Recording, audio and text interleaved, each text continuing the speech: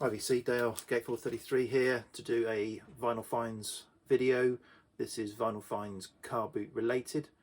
I say related because it's not records I've found at a car boot sale itself, because I've had shocking returns on car boot sales this year, nothing at all really. But I've been relatively successful with connections made through car boot sales that have turned out to bear fruit a little bit. So then this was the same. Someone I've known and been meaning to go around and have a look through some records. Finally got to do it last week, and didn't have much, just one box of records, but there was some interesting stuff in there. So got them for a good price. Some of them I'll sell on, cover my costs, and you know, if all things work out, I've got a dozen records for free, or certainly for cheap, which is always good. So I've listened to all of these, and yeah, so I just thought I'd share them now. So I put them in into categories very broadly. So first up is this album, so Terry Riley and Rainbow, A Rainbow in Curved Air. This is a reissue, an 82 reissue on CBS, and yeah, so I've seen this album shown many times in the VC over the years, never heard it before. All of these records are really clean copies, and so his van's just pulled up, so I'm just thinking, am I getting a delivery? So I may have to stop this video and start again. You'll never know because I'll start again. Yeah, so this is, you know, I'm into a sort of ambient style music, and this is kind of a sort of ambient style. It's got electric organ, electric harpsichord, roxichord, whatever one of those is, dumbeck, tambourine, and it's all kind of synth together. Sounds really nice, quite light of mood, I would say. So yeah, certainly the first side, I think I prefer the second side.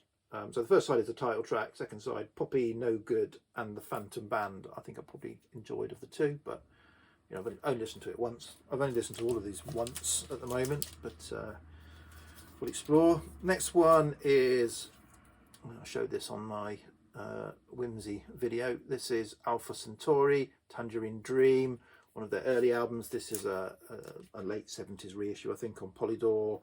So yeah, Tangerine Dream. So I've got quite a lot of Tangerine Dream, lots on CD, quite a bit on record.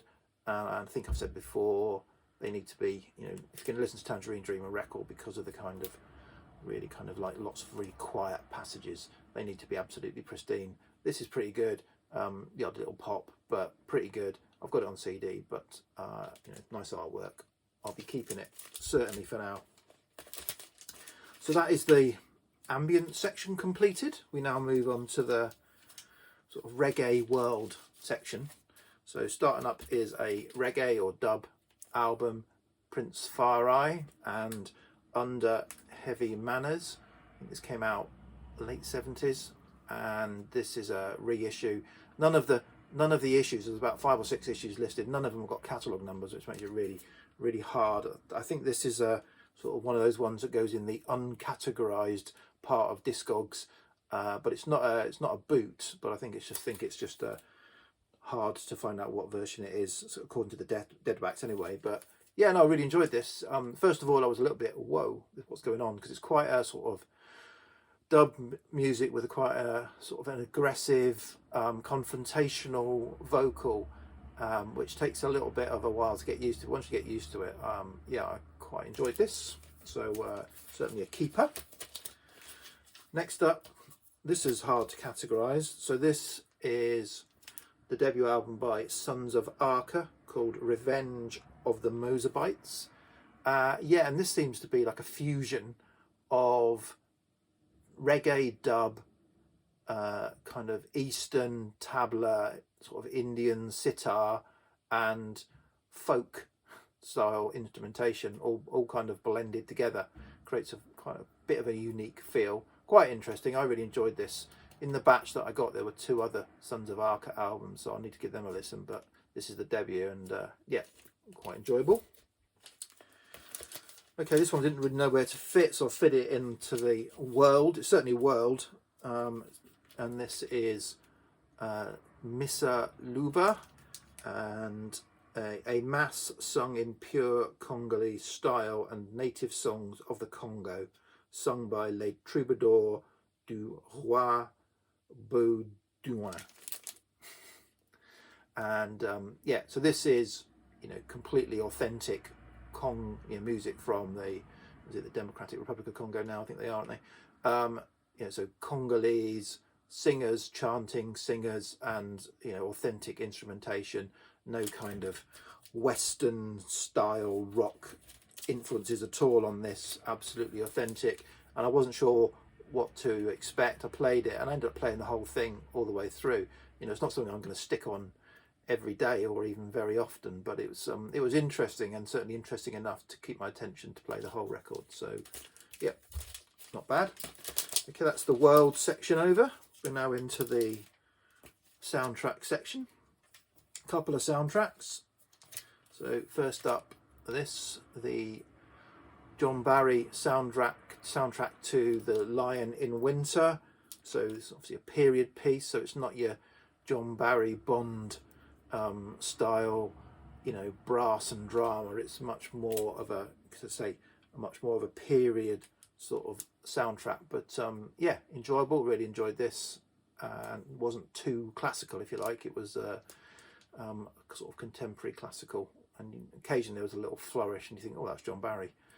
Yeah, so interesting, and also interesting. Wasn't one I thought I would revel in, which was Barry Lynden, the soundtrack to the Stanley Kubrick film Barry Lyndon.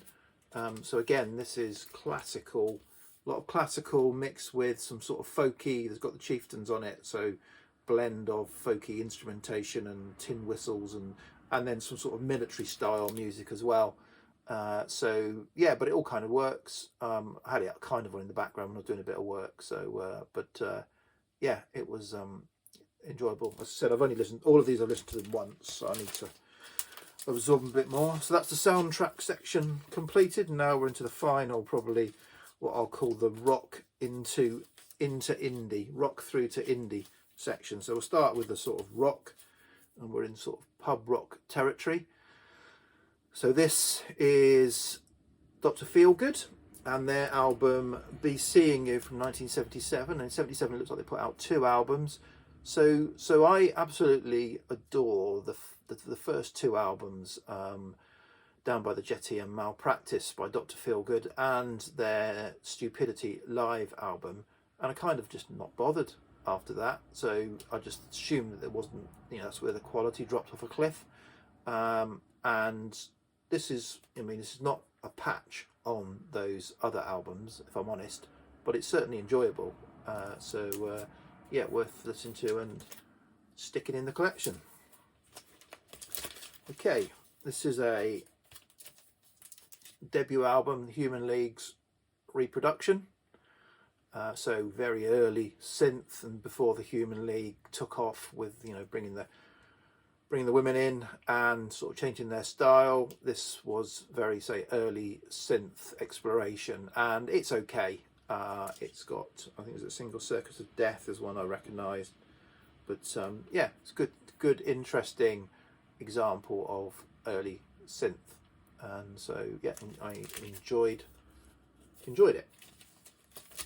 Okay, next up is Japan, their live album, double album, Oil on Canvas, that came out sort of after the, I came out 83, so it's got kind of all the hits, if hits is the right term. And yeah, from what I can understand from sort of reading a bit about this is live in some places and live in the studio, I think, you know, maybe at the studio overdubs or whatever in other places, so you get sort of slightly different versions of everything rather than a truly live experience. There is the odd bit of crowd sound in it, but yeah, some tracks just finish straight with kind of just ending like a studio track. I've had this before, and you know, it wasn't essential, but this is a really clean copy. I played it through, enjoyed it. I may keep it, I may reconsider. So I've got the 3 I've got 3 studio albums by Japan. Yeah, so I'm not sure whether this will or won't stay, but I enjoyed it this time through. Okay, the final 2 are the pick of the bunch, I think. So first up is this album, the Durutti Column, and the guitar and other machines, and it's got a lot of lovely guitar on this. This is a beautiful, beautiful album. LC is the album I really want by the Durutti Column. You just don't see Durutti Column albums very, very much to see kind of an original like this in lovely condition. I was happy with that for you know, for not very much or even for nothing, depending on how you look at it. Yeah, happy with that, and it, you know, again, almost unplayed condition. The guy I got these records off had got quite a lot of factory stuff in sort of back in the time. I think he was quite into factory and knew someone associated with factory. He had originally, you know, he previously had their debut album with a sandpaper cover, but he said he got rid of it, which is unfortunate for me. I would have loved to have picked that up, but yeah, LC is certainly after. And then the final one, this is an album that's it's on my wants list, and I've, you know, been meaning, if I ever saw it in the wild, I would pick it up, even though I've never heard of it. Never heard it. I've heard of it and the sort of and wanted to experience it, but it would have been a blind buy. And this is Ganga for Entertainment, and this is a really nice first press of this album. And yeah, so luckily I've listened to it and I really enjoyed it, so I'm glad I've got it. So yeah, so that's it. So yeah, dozen records for a bit of digging, and you know, next to nothing adding to the collection, so that's good. So yeah, so cheers VC, thanks, bye.